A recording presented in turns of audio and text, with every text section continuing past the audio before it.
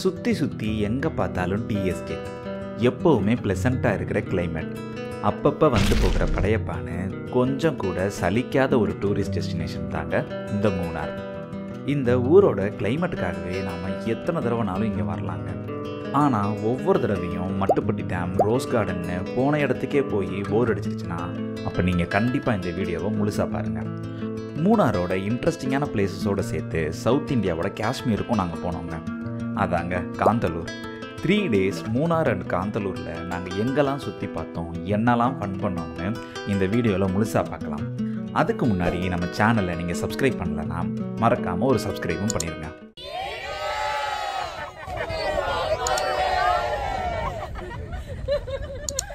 என்னதான் நாங்கள் சென்னையிலேருந்து போயிருந்தாலும் எங்களோட இந்த ட்ரிப் அஃபிஷியலாக திண்டுக்கல்லேருந்து தாங்க ஸ்டார்ட் ஆச்சு.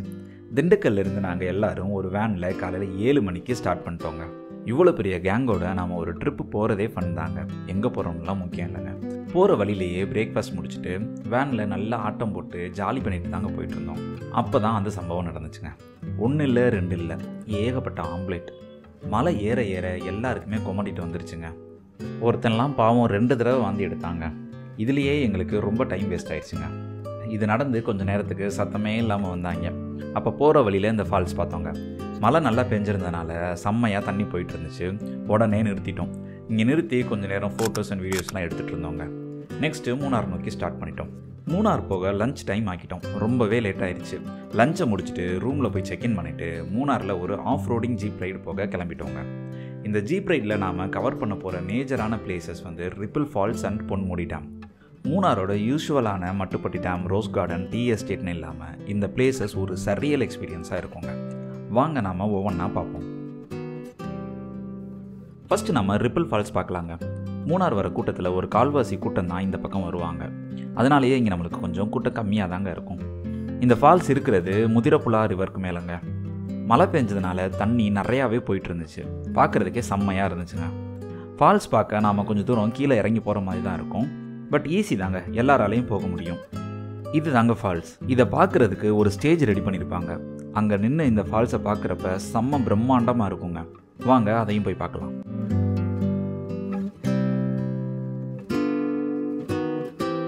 இந்த பிளேஸ் செம்மையாக இருக்குங்க. நீங்களே பாருங்கள் எவ்வளோ தண்ணி போகுதுன்னு. இந்த சாரல் கூட எவ்வளோ தூரத்துக்கு அடிக்குது பாருங்கள். செம்ம பிரம்மாண்டமாக இருக்குது இதை பார்க்குறதுக்கே. அதுவும் இந்த ஸ்டேஜில் நின்று பார்க்குறதுக்கு வேறு லெவல் எக்ஸ்பீரியன்ஸாக இருக்குங்க. இது உண்மைக்குமே ஒரு ஒர்த் விசிட்டுங்க. ரிப்பிள் ஃபால்ஸ் வந்து one of the must visit places in மூணாருங்க. கண்டிப்பாக நீங்கள் மூணார் வரப்போ இந்த பிளேஸை மிஸ் பண்ணாமல் வந்து பாருங்கங்க. இங்கே ஜிப்லைன் ஆல்சோ அவைலபிளாக இருக்குது. நீங்கள் இன்ட்ரெஸ்டட்னா அதை ட்ரை பண்ணி பாருங்கள். நெக்ஸ்ட்டு நம்ம ஒரு இன்ட்ரெஸ்டிங்கான பிளேஸ் தாங்க பார்க்க போகிறோம். Ponmudi dam hanging bridge. கிட்டத்தட்ட 75 வருஷத்துக்கு முன்னாடி கட்டினதுங்க. பொன்முடி டேம் கட்டுறதுக்கு தேவையான மெட்டீரியல்ஸ் எடுத்துகிட்டு போகிறதுக்காக இந்த பிரிட்ஜை கட்டினாங்கன்னு சொல்லி கேள்விப்பட்டேங்க. கொஞ்சம் வருஷத்துக்கு முன்னாடி வரைக்கும் கார், ஜீப் எல்லாமே இந்த பிரிட்ஜில் போயிட்டு தாங்க இருந்துச்சு. ஸ்டெபிலிட்டி இஷ்யூஸ்னால இப்போது வெஹிக்கிள்ஸ்லாம் அலோவ் பண்ணுறதில்ல. இது ஒரு ஜஸ்ட் டூரிஸ்ட் ஸ்பாட்டாக மட்டும்தாங்க இருக்குது. இங்கேருந்து நம்மளால் பொன்முடி டேமை பார்க்க முடியும். டேம்லேருந்து இந்த பிரிட்ஜையும் நம்மளால் பார்க்க முடியுங்க. இதெல்லாம் ஒரு டிஃப்ரெண்ட்டான எக்ஸ்பீரியன்ஸாக இருக்கும். நெக்ஸ்ட் டைம் மூணார் வரப்போ மிஸ் பண்ணாமல் பாருங்கள், ஒர்த்தாக இருக்குங்க கண்டிப்பாக. நெக்ஸ்ட் நம்ம போக போகிறது பொன்முடி டேம்.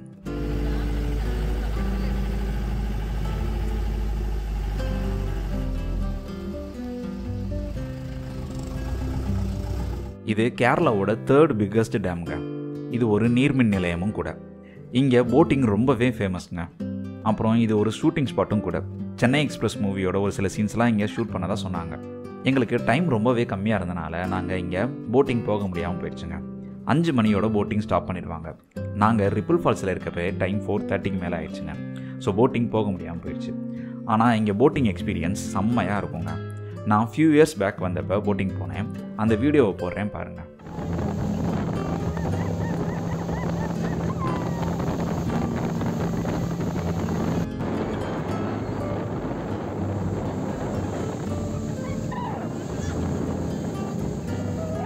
உண்மைக்குமே நல்லாவே இருக்குங்க.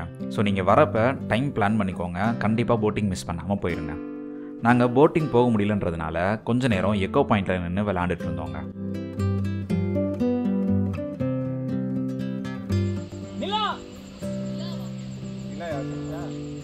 லைட்டாக தான் இருந்துச்சு. லைட்டாக தான் இருந்துச்சு. ஹலோ கேக்குது. யாருக்கு ஹலோ சொன்னீங்க? வீடியோவில் மேபி எக்கோ அடிக்கிறது சரியாக கேட்காம இருக்கலாம். ஆனால் எங்களுக்கு லைவாக அங்கே வந்து நல்லாவே கேட்டுச்சுங்க. மேலே வந்ததுக்கப்புறம் புகழினையும் குதிரை சவாரி போகணுன்னு சொன்னாங்க. அவளை குதிரையிலையும் ஏற்றி விட்டாச்சு. இந்த தடவை ரொம்பவே பரவாயில்லைங்க. எப்போவும் தனியாக போக பயப்படுவா. இந்த தடவை தனியாகவே போயிட்டு வந்துட்டாங்க.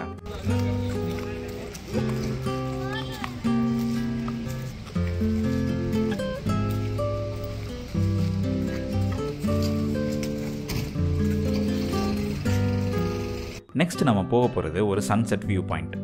இதை வந்து நாடுகாணி வியூ பாயிண்ட்டுன்னு சொல்லுவாங்க. இங்கே நம்மளுக்கு 360 டிகிரி ஏரியல் வியூ இருக்குங்க. இந்த வியூ பாயிண்ட்டுக்கு போகிற பாதை வந்து செம்ம ஸ்டீப்பாக இருந்துச்சுங்க. நல்ல பவர்ஃபுல்லான வண்டி இருந்தால் மட்டும்தான் இங்கே ஏறவே முடியுங்க.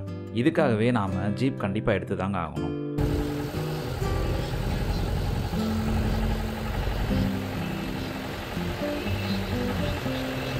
நாங்கள் போனப்போ தான் கரெக்டாக சன்செட்டும் ஆகிட்டு இருந்துச்சு.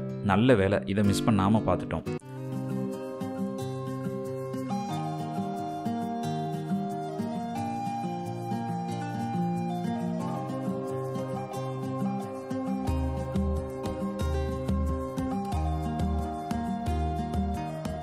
இங்கே செம்மையாக காற்றடிச்சிச்சு, ப்ளசண்ட்டாக வேறு இருந்துச்சு. ஸோ அதனால் நாங்கள் இங்கேயே கொஞ்சம் நேரம் செட்டில் ஆகிட்டோங்க.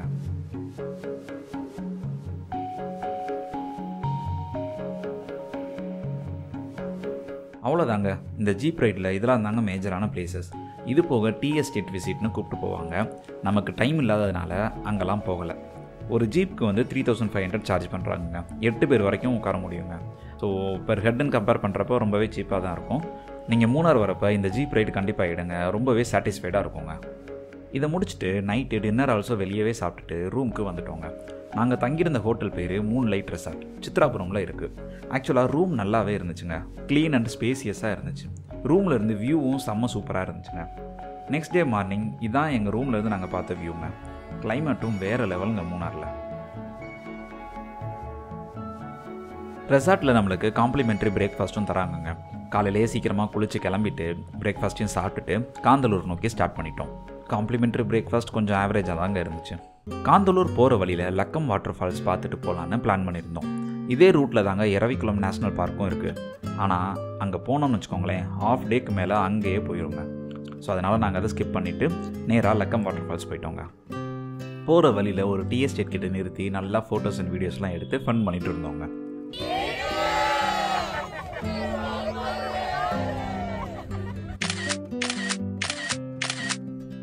அப்படியே லக்கம் ஃபால்ஸும் வந்தாச்சு.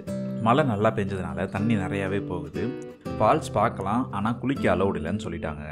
சரி, அதுக்கு எதுக்கு உள்ளே போய்கிட்டு அப்படியே கிளம்பிடலான்னு நினச்சோம். பட் உள்ளே போய் எப்படி தான் இருக்குன்னு பார்ப்போம்னு சொல்லி போனோங்க. தண்ணி நிறையாவே போயிட்டு இருந்துச்சு. அவ்வளோ தூரத்துலேயும் அந்த சாரல் வந்து எங்கள் மேலே அடிச்சதுங்க. அவ்வளோ அருமையாக இருந்துச்சு. நல்ல வேலை, இதை மிஸ் பண்ணி இருந்திருப்போம். அப்படியே லஞ்ச் டைம் ஆயிடுச்சுங்க. இங்கேயே கேன்டீனும் இருந்துச்சு. அதனால் அங்கேயே லஞ்சை முடிச்சுட்டு நேராக காந்தலூர் கிளம்பிட்டோங்க. காந்தலூர் போகிறதுக்கு முன்னாடி கீழே மறையூரில் இறைச்சிப்பாறை வாட்டர் ஃபால்ஸ் போகலான்னு 2 ஆட்டோ பிடிச்சி போனோம். ஃபஸ்ட்டு ஒரு ஆட்டோக்காரர் வந்து அங்கே ஆட்டோலாம் போக முடியாது, நீங்கள் ஜீப்பில் தான் போகணும், அது ரொம்ப வந்து இறக்கமும் ஏற்றமுமா இருக்கும், ஆட்டோ வராதுன்னு சொல்லிட்டாருங்க. ஆனால் நாங்கள் பிடிச்ச ஆட்டோக்காரர் வந்து நான் கூப்பிட்டு போகிறேன் வாங்க அப்படின்னு சொல்லிட்டு வந்துட்டார். ஆனால் உண்மைக்குமே வந்து செம்ம ஸ்டீப்பாக இருந்துச்சுங்க ஒரு பிளேஸு. அங்கே வந்து ஆட்டோ கண்டிப்பாக போக முடியல, முக்கிருச்சு. நாங்கள் 2 பேர் இறங்கி நடந்து போகிற மாதிரி தான் இருந்துச்சு. நீங்கள் போகிறதுனா கண்டிப்பாக ஜீப் எடுத்து போங்க, அதுதான் பெட்டர். கீழே செம்மையாக தண்ணி போயிட்டுருக்கு. ஆனால் இறைச்சிப்பாறையில் சுத்தமாக தண்ணியே இல்லைங்க, ரொம்பவே கம்மியாக தான் இருந்துச்சு. இதுவே இங்கே நல்ல தண்ணி போயிட்டு இருந்துச்சுன்னா இந்த இடத்துல கூட நம்மளால் நிற்க முடியாதுங்க, அந்த அளவுக்கு தண்ணி இருக்கும்.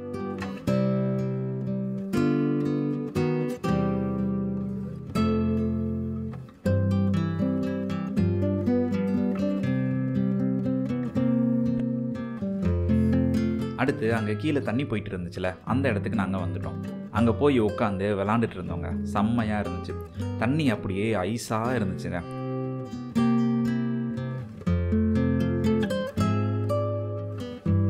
இங்கே ஒரு சில பசங்கள்லாம் குளிச்சுட்டு இருந்தாங்க.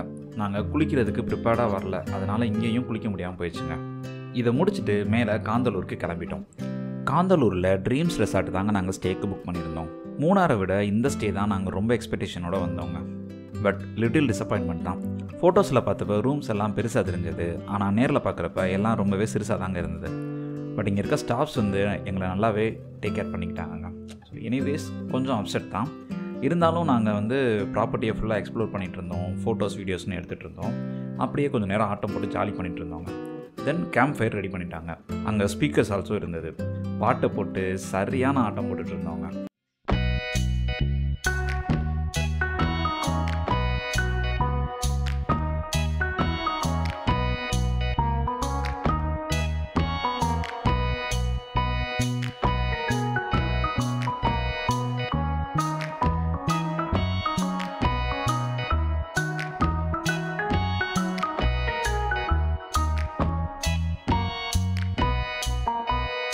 இந்த டே வந்து ஒரு வெல் ஸ்பெண்ட் டேன்னு கூட சொல்லலாம். அந்த அளவுக்கு செம்மையாக இருந்துச்சு. காலையில் எழுந்திரிச்சு சீக்கிரமாகவே கிளம்பிட்டோங்க. பிரேக்ஃபாஸ்ட்லாம் முடிச்சுட்டு இன்றைக்கி காந்தலூர் சைட் சீயிங்க்கு ஜீப் சஃபாரி எடுத்துருக்கோம். அவங்க ஒரு 5 ஸ்பாட் சொன்னாங்கங்க. அதில் 2 ஸ்பாட்டு தான் ஒர்த்தாக இருக்கும். ஸ்ட்ராபெரி ஃபார்ம், ஆப்பிள் ஃபார்ம்லாம் வந்து சீசனில் தான் நல்லாயிருக்கும். நாங்கள் போனப்போ சீசன் இல்லை. எனிவேஸ் வாங்க ஒவ்வொன்றா போய் பார்க்கலாம்.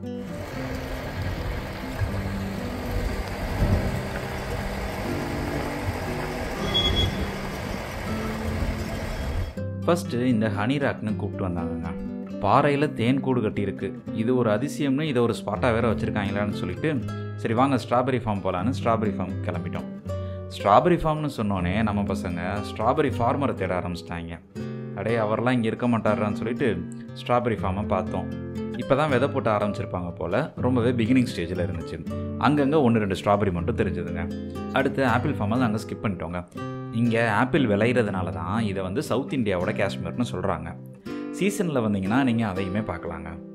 நாங்கள் ரீல்ஸில் வர மாதிரி இந்த ஆப்பிள் பிளக்கிங் வீடியோலாம் எடுக்கலாம்னு நினச்சிட்டு இருந்தோம். ஆனால் எங்களுக்கு விபதி அடிச்சிட்டாங்க. அடுத்ததாக நம்மளை லெமன் கிராஸ் வியூ பாயிண்ட்டுக்கு கூப்பிட்டு போனாங்கங்க. அது ஒரு ஷூட்டிங் ஸ்பாட்டும் கூட. இந்த வியூ பாயிண்ட்டுக்கு போகிறதுக்கான ரூட்டு சரியான ஆஃப் ரோடிங்காக இருந்துச்சுங்க. ஜீப் எடுத்ததுக்கு இந்த ஆஃப் ரோடிங் பண்ணதுக்கு அப்புறம் தான் ஒரு மனசுக்கு திருப்தியே கிடச்சதுங்க.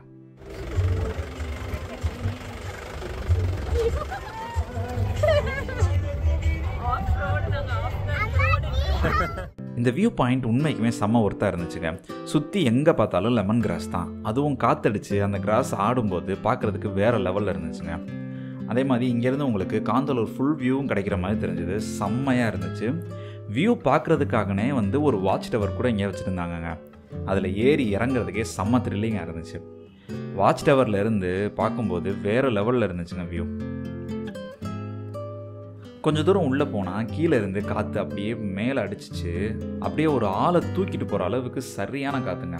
அங்கே கொஞ்சம் நேரம் உட்காந்து டைம் ஸ்பெண்ட் பண்ணிவிட்டு next day Kanthalloor water falls கிளம்பிட்டோம்.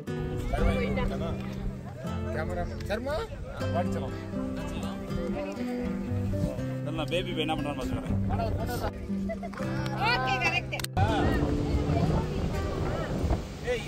பண்ணுறான்னு இதுக்கு போகிற ரூட்டு அந்த வியூ பாயிண்ட் ரூட்டை விட அட்டகாசமாக இருந்துச்சுங்க. சரியான ஆஃப் ரோடிங்கு, மொரட்டு ஆஃப் ரோடிங்னு வச்சுக்கோங்க. நாங்கள் இவ்வளோ ஆஃப் ரோடிங்லேயும் ஜாலியாக பாட்டு பாடிட்டு ஃபன் பண்ணிகிட்டே வந்தோங்க. செம்ம ஒர்த்து.